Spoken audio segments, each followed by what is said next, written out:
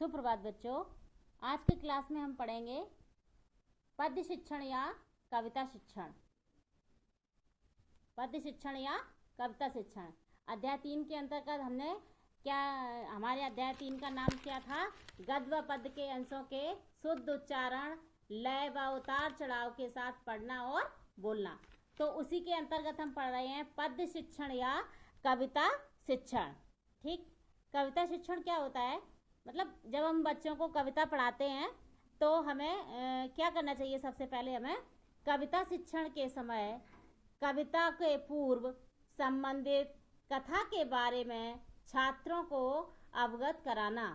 अर्थात जो कविता हम पढ़ाने जा रहे हैं उस कविता में क्या क्या है और उसके अंतर्गत क्या आएगा, ये बच्चों को पहले से बता देना चाहिए। उससे संबंधित कोई कहानी हो, जैसे सूरदास के पद हैं या तुलसीदास की जैसे रामायण के कोई पद हैं, तो रामायण के पदों को पढ़ाने से पूर्व हम रामायण के जो पद जहाँ से लिए गए हैं उसके बारे में बच्चों को थोड़ा सा पहले बता देंगे, फिर उन पदों को पढ़ाएंगे। है ना? जैसे कि भरत मिलाप का अगर कोई वर्णन हो रहा है तो हम पहले बताएंगे कि पहले कैसे भगवान बन गए थे और कैसे उन्होंने चित्रकूट में अपनी कुटिया बनाई थी और फिर कैसे भरत जी उनसे मिलने के लिए आ रहे हैं। तो इन सब बातों को पहले बच्चों को बता देना चाहिए, उसके बाद हम कोई भी पद या कोई भी कविता शुरू करेंगे। ठीक है?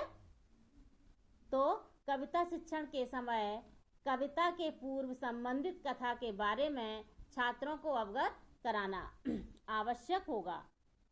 कविता के सामान्य आदर्शों की ओर छात्रों को प्रेरित करके ही संबंधित अंश को अच्छी तरह पढ़ाया जा सकता है। अर्थात कि जो कविता के जो आदर्श होते हैं, जो कविता में जो उद्देश्य होते हैं, उन सबको पहले बच्चों को उनसे संबंधित करवाओ, मतलब उनको प्रेरित करो पढ़ने के लिए। जैसे कि अगर देश प्रेम की कविता है ना, या श्रम की महत्वता बताई जा रही हो, तो उसके लिए पहले बच्चों को प्रेरित करना चाहिए कि हम पहले बच्चों को, अगर श्रम की कोई कविता है तो हम पहले बच्चों को श्रम के प्रति उनकी भावना को जागृत करेंगे कि हमें मेहनत करने से पहले तो मेरा शरीर स्वस्थ रहता है ना, उसके बाद हमें उसका फल भी प्राप्त होता है। तो इस प्रकार बच्चों को प्रेरित करना चाहिए।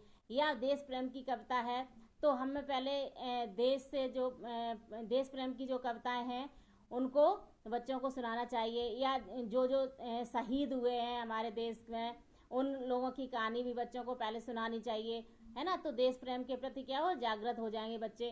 तो इस प्रकार पहले उससे संबंधित करना चाहिए। अर्थात कविता के सामान्य आदर्शों की ओर छात्रों को प्रेरित करके ही संबंधित अंश को अच्छी तरह पढ़ाया जा सकता है।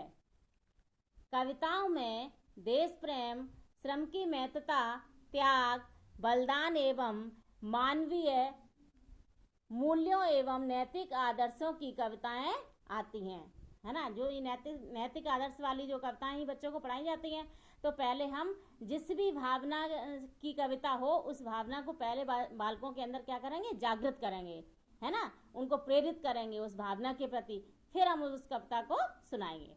ठीक, इतनी बात समझ में आ गई ना।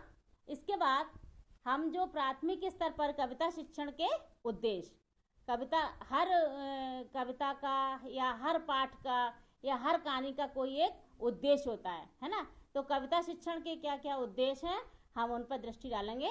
देखिए, सबसे पहले शब्दों का स्पष्ट एवं मानक उच्चारण।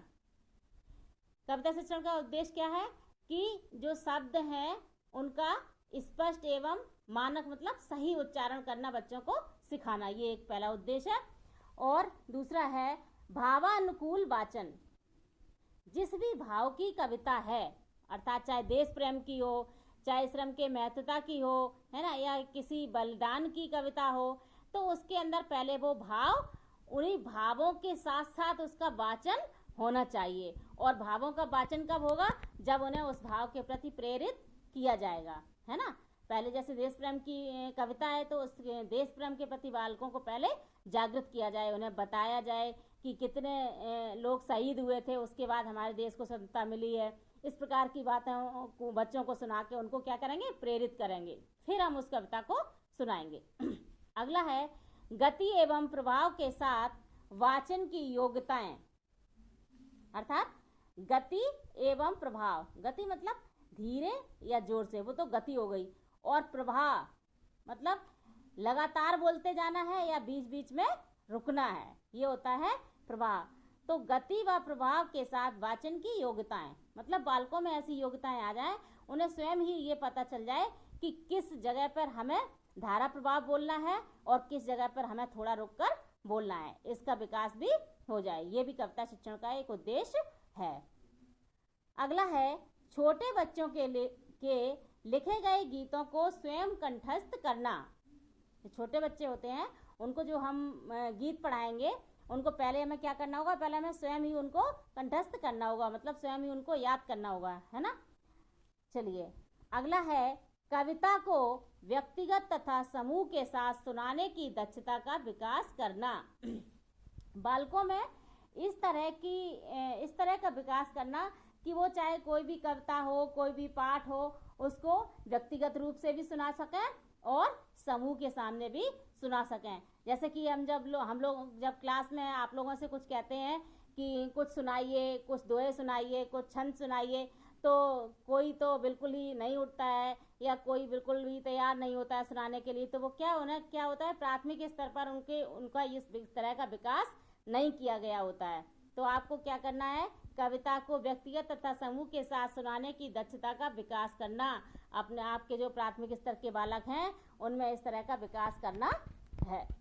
अगला है कविता को व्यक्तिगत तथा समूह के साथ हाव भाव, आरोह अवरोह के साथ सुनाने की योग्यता का विकास करना।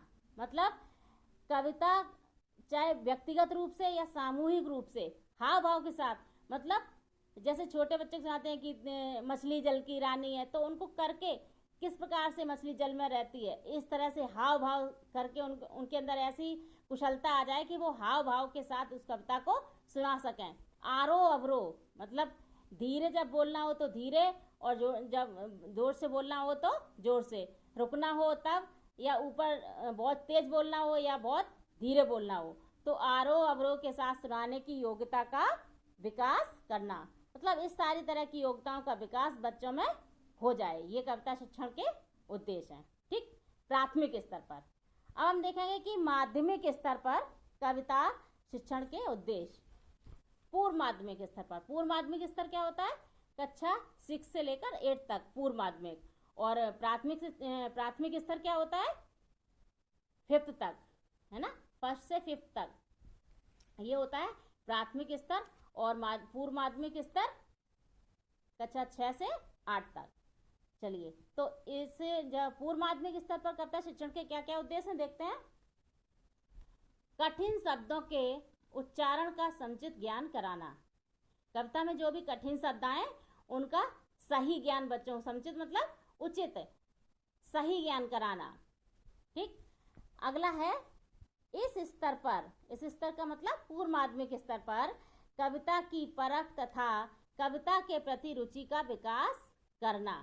जब बच्चा पूर्व माध्यमिक स्तर पर होता है तो उसे कविता की परख, मतलब किस तरह की कविता है, यह देश प्रेम की कविता है, यह शारीरिक श्रम के महत्व की कविता है, किसी के बलिदान की कविता है, किस तरह की कविता है, इसका विकास बच्चों में हो जाए, है ना, इस तरह की रुचि का विकास करना होता है।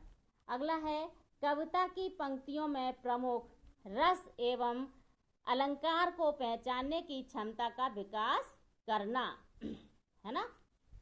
अर्थात ये आ जाए बच्चों में कि जो वो कविता पढ़ रहे हैं उसमें कौन कौन से छंद हैं, वह किस छंद में है, उसमें कौन सा रस है, मतलब श्रृंगार रस है कि वीर रस है कि विवश रस है, कौन सा रस है ये पता होना चाहिए, और कौन सा अलंकार है, शब्दालंकार है कि अर्थालंकार है, शब्दालंकार है तो उसके अंतर्गत क्या क्या है, कौन सा अलंकार है, इन सब बातों को पहचानने की क्षमता का विकास करना भी है। किसके अंतर्गत, पूर्व माध्यमिक स्तर कविता शिक्षण के उद्देश्य के अंतर्गत बच्चों में ये सारे क्षमताएं विकसित हो जानी चाहिए।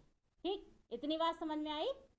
चलिए, आज हमने क्या क्या पढ़ा, पद्य शिक्षण या कविता शिक्षण पढ़ा, उसके बाद हमने पढ़ा प्राथमिक स्तर पर कविता शिक्षण के उद्देश्य, और फिर हमने पढ़े हैं माध्यमिक स्तर पर कविता शिक्षण के उद्देश्य। आज की क्लास में बस इतना ही। और यदि आपको कोई समस्या है, आपकी कोई परेशानी है, तो आप कमेंट बॉक्स में बता सकते हैं। और सभी